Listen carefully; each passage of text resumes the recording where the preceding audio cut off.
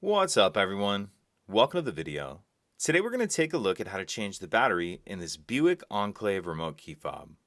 This Buick Enclave key fob is going to use replacement battery CR2032, and I'll put a link in the description box of this video to where you can find these replacement batteries if you're in need.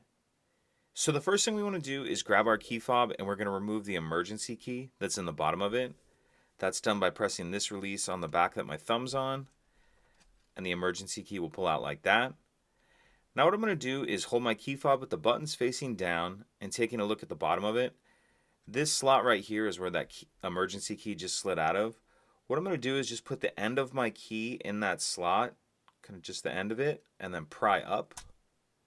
And as I do that, you can see it starts to split the two halves of the case apart. Go ahead and pull those apart, and in the back half of the case we see our battery right here. And I'm going to grab my key and just use it to get under the edge of the battery and get it out of that little plastic holder.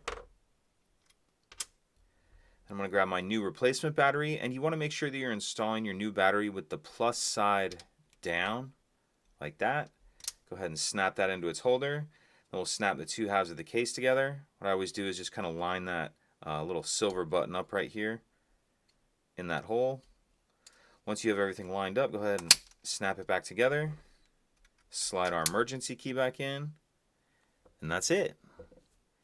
If you could take a second to like and subscribe, it helps us out, and I'd appreciate it. Thank you.